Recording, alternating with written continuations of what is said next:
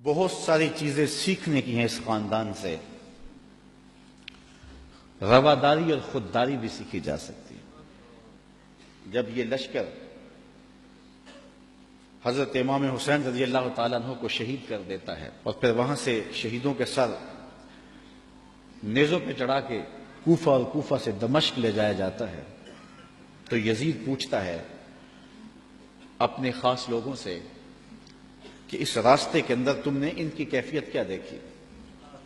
یزید بدبخت کے دل میں یہ تھا کہ میں اب بھی فاتح بن جاؤں، امام زین العابدین ڈر کے گھبرا کے مشکلات سے میری بیعت کر لیں، کیونکہ اگر امام زین العابدین بیعت کر لیتے تو کربلا کی ساری داستان زیرو ہو جاتی. اور وہ یہ کرنا چاہ رہا تھا، لیکن زین العابدین کی رگوں میں بھی تو خون حسین تھا، تو بڑے دکھ دیے. آدمی حیران ہو جاتا ہے کہ کس طرح انہوں نے گھوڑوں کے اوپر سوار کرا کے اطرت پیغمبر کو بازاروں میں پھرایا اور پھر ان کے سر نیزوں کی نوک پہ چڑھے ہوئے تھے. لیکن دربار یزید میں جب پہنچے تو یزید نے اپنے خاص لوگوں سے پوچھا کہ کیا ان کی اب حالت ہے؟ لاشیں کٹ کے وہاں پڑے ہوئے ہیں، سر یہ ہیں، تو اب تو دب گئے ہوں گے. تو جو اس نے جواب دیا اس سے اس خاندان کی خودداری اور غیرت دیکھو.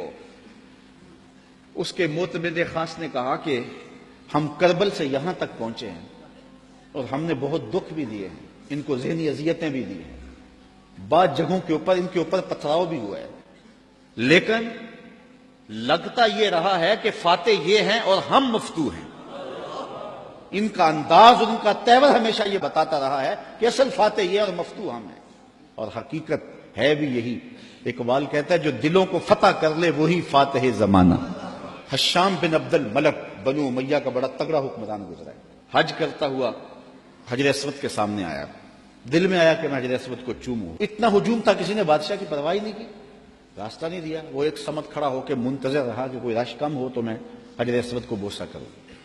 اتنے میں امام زین العابدین بھی طواف کرتے کرتے آئے.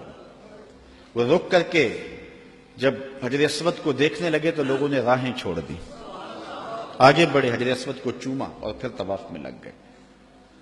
حشام کو بڑا غصہ آیا کہ میں بادشاہ وقت اور میرے لیے لوگوں نے راستہ نہیں چھوڑا اور ان کے لیے راستہ چھوڑ دیا. تو وہ اپنے درباری شاعر فرزدق سے کہنے لگا من ہاذا، یہ کون ہے؟ حالانکہ وہ جانتا تھا یہ امام زین العابدین ہے، لیکن اس نے تحقیر کرنے کے لیے تجاہل عارفانہ برتتے ہوئے کہا من ہاذا، اے کون ہے؟ وہ جو فرزدق شاعر تھا تو بادشاہ کا درباری شاعر، لیکن آج اس کی غیرت جاگی.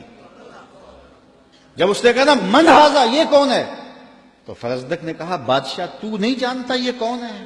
اس کو تو بتہا کے سنگ ریزے بھی جانتے ہیں یہ کون ہے، اس کو تو فرش والے بھی جانتے ہیں اور افلاک والے بھی جانتے ہیں کون ہے. کہا یہ تو فاطمہ کا بیٹا ہے، یہ علی کا شہزادہ ہے، رسول اللہ کا نواسہ. اور پھر کھڑے کھڑے امام کی شان میں قصیدہ لکھ دیا، اور اس میں فرزدق نے بادشاہ کو مخاطب ہو کے کہا تیرا نکرہ کرنا اس معرفہ کو نکرہ نہیں کر دے گا. یہ کل بھی معرفہ تھا، یہ آج بھی معرفہ ہے، تیرا من ہاذا کہنا اس معرفہ کو نکرہ نہیں کرے گا. بادشاہ کو اتنا غصہ آیا کہ اس نے فرزدق کو ایک بند کنویں میں ڈلوا دیا، قید کروا دیا.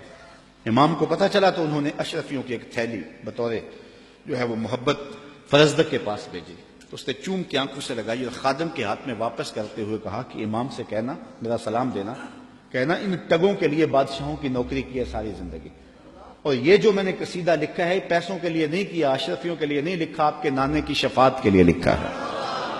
جو دلوں کو فتح کر لے وہی فاتح زمانہ. آپ پورا شہر ڈھونڈ لیں، آپ کو شمر نام کا شخص نہیں ملے گا، آپ کو خولی نام کا شخص نہیں ملے گا، آپ کو ابن زیاد نام کا شخص نہیں ملے گا، آپ کو یزید نام کا شخص نہیں ملے گا. اور اگر آپ ڈھونڈنے نکلے، دور کیا جانا اسی محفل سے ڈھونڈ لے، ہزاروں علی کے نام کے ہوں گے، ہزاروں حسین کے نام کے ہوں گے، شبیر کے نام کے ہوں گے. اور کتنی تجھے محبتیں اے فراز چاہیے، ماؤں نے تیرے نام پہ بچوں کے نام رکھ دیے. جو دلوں کو فتح کر لے وہی فاتح زمانہ.